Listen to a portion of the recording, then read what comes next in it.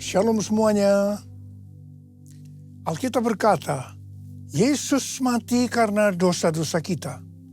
Dia dikuburkan, tetapi pada hari yang ketiga, dia dibangkitkan. Haleluya! Setelah Tuhan Yesus bangkit, selama 40 hari, Tuhan Yesus menampakkan diri kepada lebih dari 500 murid-muridnya untuk membuktikan bahwa dia hidup. Setelah memberikan pesan yang terakhir seperti yang terdapat dalam Kisah Para Rasul 1 ayat 8. Dengan disaksikan murid-muridnya, Tuhan Yesus terangkat ke sorga. Saya percaya kalau kita berada di sana waktu itu, kita pasti akan sama dengan murid-murid Tuhan Yesus yang melihat bahwa Tuhan Yesus bertambah tinggi. Ketika mereka melihat ke bawah, ternyata kaki Tuhan Yesus sudah tidak menyentuh tanah lagi. Perlahan tapi pasti, Tuhan Yesus terangkat ke sorga. Makin lama makin kecil, sampai ada awan yang menutupi dan hilang dari pandangan mata. Sementara mereka terheran-heran melihat ke langit, maka ada 2 orang yang berpakaian putih di dekat mereka yang berkata, "Hai orang-orang Galilea, mengapakah kamu berdiri melihat ke langit? Yesus ini yang terangkat ke sorga meninggalkan kamu, akan datang kembali dengan cara yang sama seperti kamu melihat dia naik ke sorga." Dari ayat ini, saya percaya kalau yang melihat Tuhan Yesus naik ke sorga adalah murid-muridnya Tuhan Yesus, maka yang akan melihat Tuhan Yesus turun dari sorga adalah murid-murid Tuhan Yesus. Katakan amin. Sekarang Tuhan Yesus ada di sorga. Apa yang dilakukan Tuhan Yesus di sorga?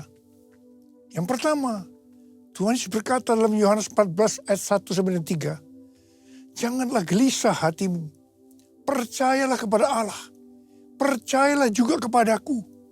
Di rumah Bapa-Ku banyak tempat tinggal. Jika tidak demikian, tentu aku mengatakannya kepadamu.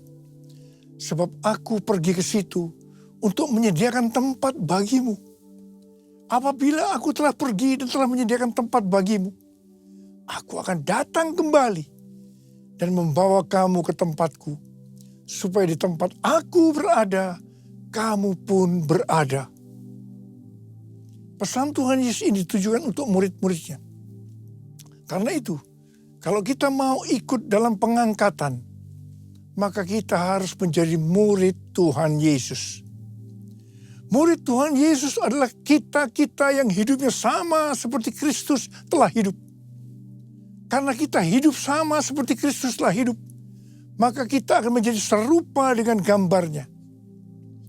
Roma 8 ayat 29 berkata, "Sebab semua orang yang dipilihnya dari semula, mereka juga ditentukannya dari semula untuk menjadi serupa dengan gambar anaknya, supaya ia, anaknya itu, menjadi yang sulung di antara banyak saudara." Jadi goal kita sebagai orang percaya adalah menjadi serupa dengan gambar Yesus, yaitu murid Tuhan Yesus. Menjadi seperti Kau Yesus, menjadi seperti Kau Yesus, menjadi sempurna dalam seluruh hidupku, dalam seluruh hidupku. Hal kedua yang dilakukan oleh Tuhan Yesus di sorga adalah sesuai dengan Ibrani 7 ayat 25 yang berkata, "Karena itu, Ia sanggup juga menyelamatkan dengan sempurna semua orang yang melalui Dia datang kepada Allah. Sebab Ia hidup senantiasa untuk menjadi pengantara mereka." Tuhan Yesus di sorga menjadi pengantara kita. Artinya, sebagai pendoa syafaat bagi kita, supaya kita selamat secara sempurna. Kalau kita berbicara tentang keselamatan, maka ada 3 hal yang harus diperhatikan. Yang pertama, bisa kehilangan keselamatan. Yang kedua, hampir-hampir tidak diselamatkan. Yang ketiga, selamat dengan sempurna. Hal yang pertama, orang yang sudah percaya bisa kehilangan keselamatan. Matius 7 ayat 21 sampai 23 berkata, bukan setiap orang yang berseru kepadaku, Tuhan, Tuhan, akan masuk ke dalam kerajaan sorga, melainkan orang yang melakukan kehendak Bapakku yang di sorga. Pada hari terakhir, banyak orang akan berseru kepadaku, Tuhan, Tuhan, bukankah kami bernubuat demi namamu, dan mengusir setan demi namamu, dan mengadakan banyak mujizat demi namamu juga? Pada waktu itulah aku akan berterus terang kepada mereka dan berkata, aku tidak pernah mengenal kamu. Enyahlah dari hadapanku, hai kamu yang melanggar perintah Allah. Ini merupakan peringatan bagi hamba-hamba Tuhan yang sedang dipakai oleh Tuhan. Agar pelayanan ini diberikan oleh Tuhan semata-mata hanya untuk menyatakan kemuliaannya. Bukan untuk kemuliaan diri sendiri. Bukan untuk mencari keuntungan pribadi. Bukan untuk popularitas di mana bisa mengakibatkan hilangnya keselamatan. Contoh seorang murid yang kehilangan keselamatannya adalah Yudas. Yudas mengikut Yesus begitu lama. Bahkan dicatat dalam Lukas 9 ayat 1 sampai dengan 6. Ia bersama murid-muridnya yang lain pernah melakukan berbagai mujizat dan pelayanan kesembuhan. Namun ia akhirnya memilih meninggalkan Tuhan. Maka hilanglah keselamatannya. Hal yang kedua, mengenai hampir-hampir tidak diselamatkan. 1 Korintus 3 ayat 10 sampai dengan 15 berkata, bahwa kita membangun hidup kita ini dengan dasar Yesus Kristus. Pertanyaannya, bahan apa yang kita gunakan untuk membangun kehidupan kita ini? Apakah dengan bahan emas, perak, batu permata, ataukah dengan bahan kayu, rumput kering atau jerami? Semua ini akan nampak pada hari Tuhan saat pekerjaan kita diuji dengan api. Jika pekerjaan kita tahan uji, artinya tidak terbakar karena terbuat dari bahan emas, perak, dan batu permata, maka kita akan mendapat upah. Tapi sebaliknya kalau pekerjaannya itu terbakar karena bahan yang digunakan adalah kayu, rumput kering, atau jerami, maka akan menderita kerugian. Selamat sih selamat, tetapi seperti keluar dari dalam api. Artinya hampir-hampir tidak diselamatkan. Hampir-hampir tidak diselamatkan dapat diartikan. Yang pertama, kehilangan upah atau pahala. Yang kedua, kedudukan yang rendah di sorga. Yang ketiga, kehilangan kesempatan pelayanan dan kekuasaan di sorga. Yang keempat, kehilangan kemuliaan dan kehormatan di hadapan Allah.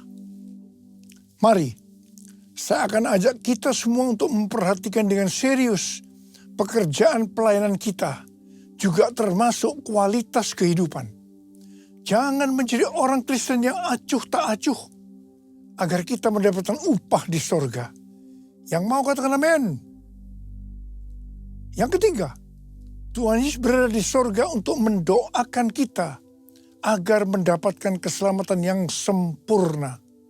Bukan untuk kehilangan keselamatan, atau bukan hampir-hampir tidak diselamatkan. Supaya doa Tuhan Yesus ini terjadi, maka sesuai dengan 2 Petrus 1 ayat 5 sampai dengan 11, dikatakan bahwa kita harus dengan sungguh-sungguh berusaha. Sungguh-sungguh berusaha untuk menambahkan kepada iman kita kebajikan. Artinya berbuat baik. Kemudian ditambahkan lagi pengetahuan. Kemudian tambahkan lagi dengan penguasaan diri. Tambahkan lagi dengan ketekunan. Tambahkan lagi dengan kesalehan yang artinya hidup kudus. Tambahkan lagi kasih akan saudara-saudara seiman. Dan tambahkan lagi kasih akan semua orang. Kalau kita melakukan ini semua dengan sungguh-sungguh, maka kita akan lebih mengenal Tuhan Yesus Kristus. Dan kita tidak akan pernah tersandung. Dengan demikian, kita akan dikaruniakan hak penuh untuk memasuki kerajaan kekal, yaitu kerajaan Tuhan dan Juru Selamat kita, Yesus Kristus. Yang artinya kita mendapatkan keselamatan yang sempurna. Haleluya! Besar anugerah-Mu, berlimpah kasih-Mu, semakin hari semakin bertambah. Besar anugerah-Mu, semakin hari semakin bertambah. Besar anugerah-Mu.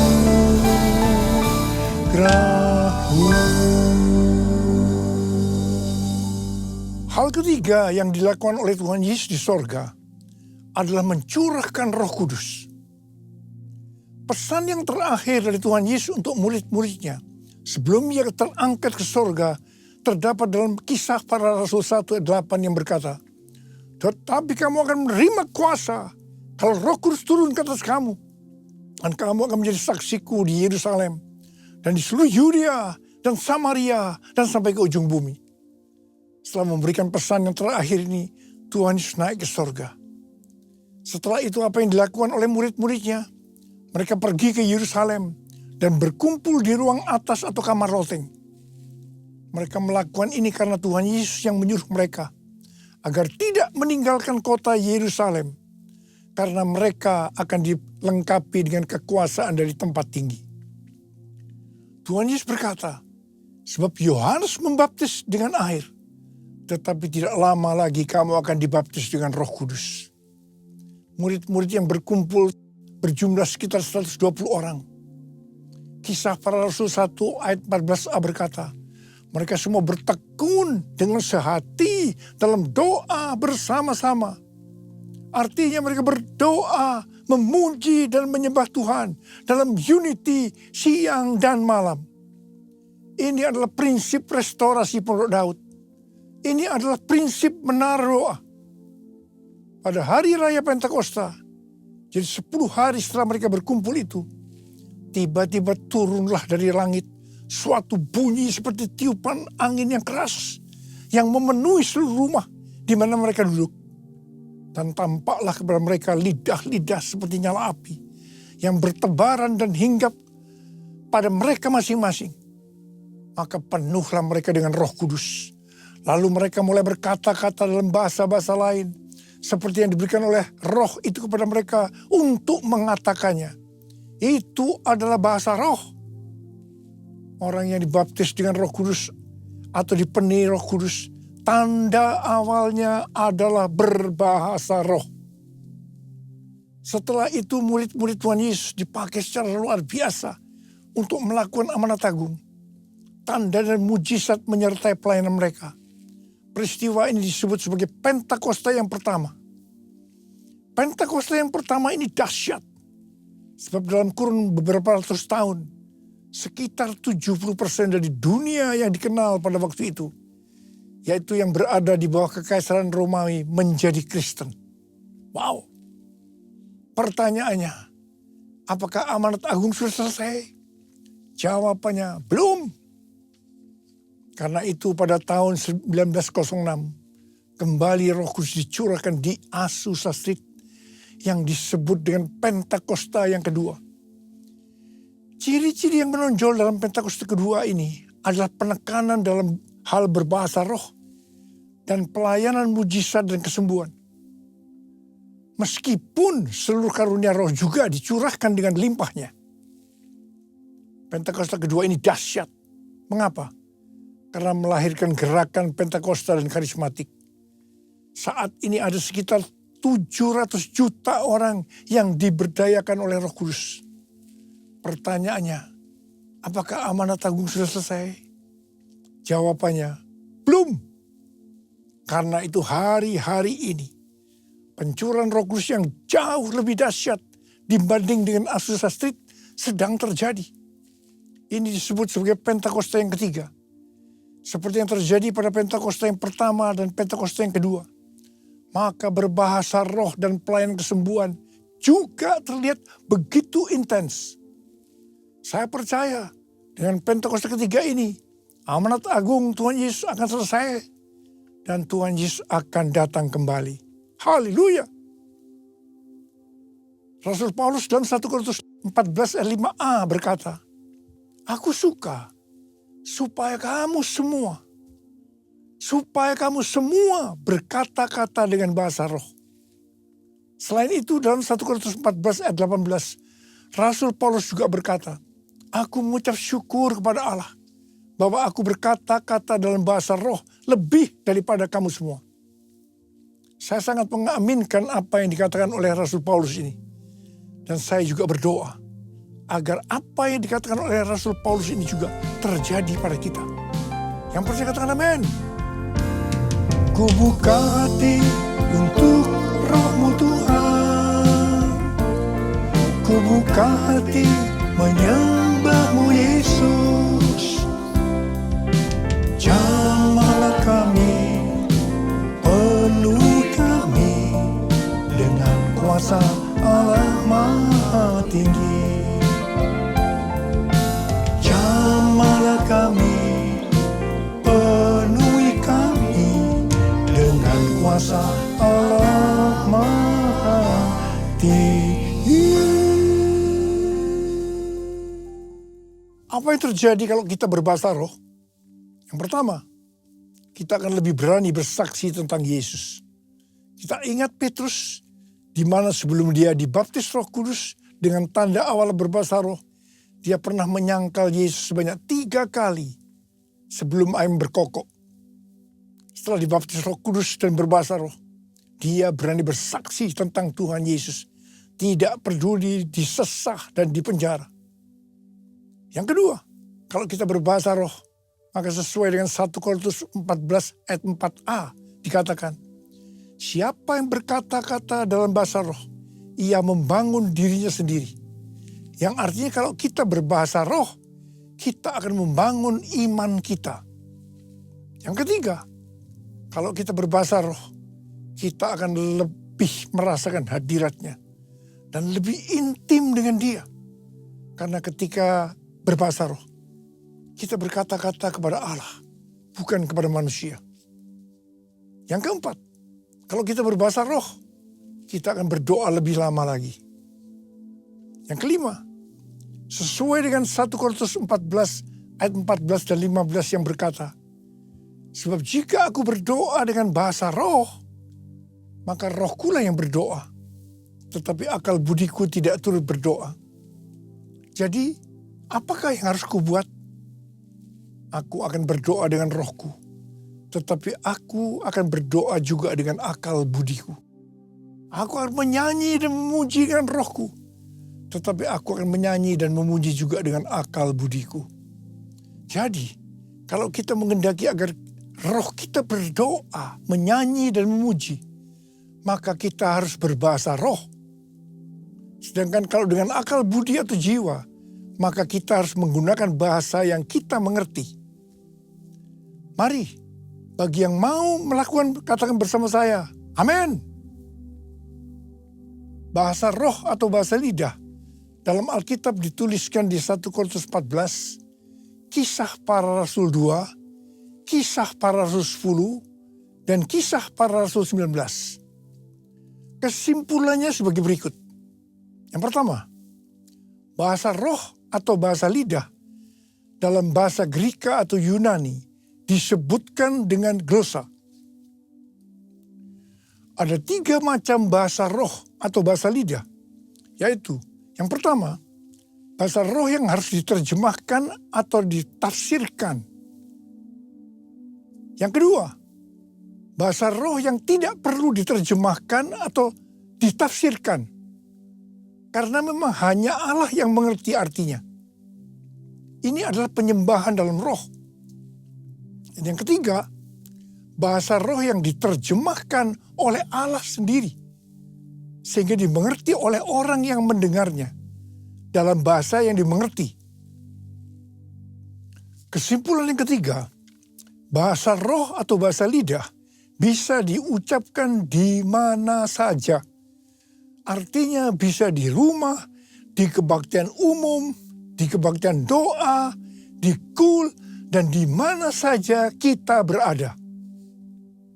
Kesimpulan yang keempat, Rasul Paulus dalam 1 Korintus 14 ayat 39 dan 40 berkata, "Karena itu saudara-saudaraku, usahakanlah dirimu untuk memperoleh karunia untuk bernubuat dan janganlah melarang orang-orang yang berkata-kata dengan bahasa roh. Tetapi segala sesuatu harus berlangsung dengan sopan dan teratur." Come Holy Spirit, fall in this place. I need more and more of you. Fill me again with the power of your Spirit. Lord, I'm crying out for more and more of you. Lord, I'm crying out for more and more of you. Memasuki tahun 2025, tahun yang penuh dengan ketidakpastian, tahun di mana bencana alam, peperangan, krisis ekonomi yang makin menghebat, tahun di mana keadaan akan menjadi semakin sukar. Tuhan memberikan tuntunannya. Yang pertama, sesuai dengan Mazmur 27 ayat 14, nantikanlah Tuhan, kuatkanlah dan teguhkanlah hatimu. Nantikanlah Tuhan. Artinya, kita harus berharap hanya kepada Tuhan. Katakan amin. Yang kedua, lebih banyak berbahasa roh. Yang ketiga, Tuhan akan menuntun melalui tiang awan dan tiang api. Karena itu kita harus banyak berada dalam hadiratnya. Supaya kita peka terhadap tuntunannya. Ingat, memasuki tahun 2025 yang seperti ini, justru tema tahun 2025 adalah tahun penuaian. Saya berdoa agar pengurapan Tuhan turun ke atas kita sekarang ini. Pengurapan yang akan memberikan kuasa untuk menyelesaikan amanat agung. Dan pengurapan yang memberikan kuasa untuk menerima dan menikmati penuaian berkat secara materi. Haleluya! Mari, angkat tangan kita. Nyanyikan lagu ini. Curahkanlah kuasa-Mu Tuhan, mujizat terjadi di tempat ini. Curahkanlah kuasa-Mu Tuhan, mujizat terjadi sekarang ini. Curahkan ya Tuhan, curahkanlah kuasa-Mu Tuhan, mujizat terjadi di tempat ini. Curahkanlah kuasa-Mu Tuhan, mujizat terjadi sekarang ini. Mujizat terjadi sekarang ini. Mujizat terjadi sekarang ini.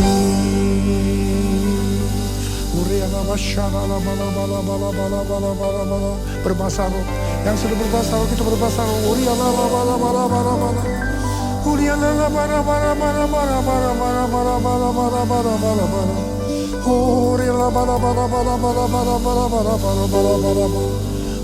Curahkan Tuhan, curahkan kuasa, kuasa, kuasa itu ya Tuhan, kuasa.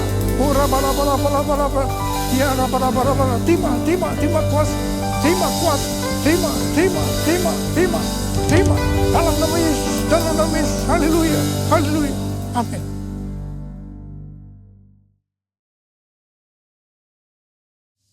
Kita akan masuk ke dalam perjamuan kudus. Kita akan mengingat ayat ini. Sebab setiap kali kamu makan roti ini dan minum cawan ini, kamu memberitakan kematian Tuhan sampai ia datang. Perjamuan kudus adalah perjamuan Tuhan Yesus sendiri. Setiap kali kita masuk dalam perjamuan kudus, Tuhan Yesus selalu berkata, biarlah ini menjadi peringatan akan aku. Peringatan akan aku. Karena itu mari arahkan hati kita kepada kebaikan Tuhan. Agar kita lebih mengasihi Tuhan Yesus. Lebih mengasihi satu dengan yang lain. Mari tundukkan kepala. Bapa, siapakah kami sebelum kami mengenal Engkau? Kami semua orang berdosa. Upah dosa adalah maut, mati. Tapi Engkau yang tidak berdosa telah dijadikan dosa oleh karena kami semua. Engkau harus turun dari sorga mulia, mati ganti kami dengan penderitaan yang luar biasa. Sungguh kalau kami pikirkan betapa baiknya Engkau ya Aba. Engkau jadikan kami sebagai anak-anak-Mu. Engkau tuntun, Engkau bela, Engkau berkati. Engkau juga tegur kalau kami salah. Engkau juga hajar kalau kami salah. Itu Engkau ya Aba. Itu Engkau. Terima kasih Aba. Tuhan akan memberkati kita melalui perjamuan kudus. Tapi Tuhan mau kita makan dan minum dengan cara yang benar. Karena itu masing-masing berdoa. Lihat keadaan dirimu masing-masing. Jangan menyimpan dosa. Kalau ada dosa yang Tuhan ingatkan saat ini, selesaikan. Minta ampun. Minta ampun supaya diberkati. Ampuni saya Tuhan. Ampuni, ampuni, ampuni. Ampuni. Bapa, Kau melihat anak-anak-Mu sedang meminta ampun kepadamu. Bapa, terima kasih. Berkatilah. Berkatilah anak-anak-Mu semua. Kami akan masuk dalam perjamuan kudus dengan hati yang penuh ucapan syukur. Dalam nama Yesus kami berdoa. Amin. Mari, angkat roti di tangan kanan kita tinggi-tinggi. Sebab apa yang telah kuteruskan kepadamu telah aku terima dari Tuhan. Yaitu bahwa Tuhan Yesus pada malam waktu ia diserahkan mengambil roti. Dan sesudah itu ia mengucap syukur atasnya. Ia memecah-mecahkannya dan berkata, inilah tubuhku yang diserahkan bagi kamu. Perbuatlah ini menjadi peringatan akan aku. Saudara kasih Tuhan, bukankah roti yang kita pecah-pecahkan ini adalah persekutuan kita dengan tubuh Kristus? Mari kita makan dalam nama Yesus.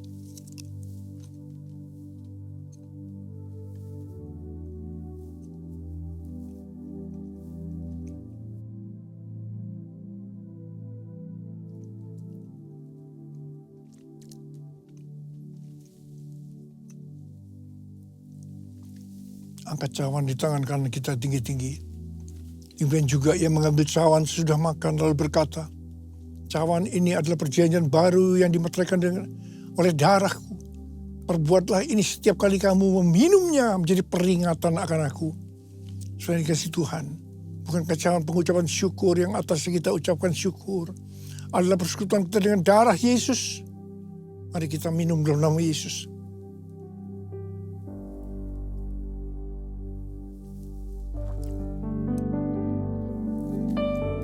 Ucapkan syukur dan terima kasih dengan suara. Jangan diam. Oh Yesus. Oh Tuhan, terima kasih ya Tuhan. Terima kasih ya Tuhan. Tuhan, terima kasih ya Tuhan. Terima kasih ya Tuhan. Yesus, Kau melihat anak-anak-Mu ya Tuhan. Kau melihat anak-anak-Mu. Saat ini Kau sedang menyembuhkan yang sakit. Kau sedang membebaskan yang terikat. Kau menghibur yang susah. Kau menguatkan yang lemah. Kau memberikan pengharapan yang baru bagi yang datang dengan karena putus pengharapan. Tuhan, terima kasih. Tuhan, terima kasih. Terima kasih. Terima kasih. Terima kasih. Terima kasih Yesusku. Terima kasih Yesusku. Puji syukur hanya bagi Tuhanku. Terima kasih Yesusku. Terima kasih Yesusku. Puji syukur hanya bagi Tuhanku. Terima kasih. Terima kasih Yesusku.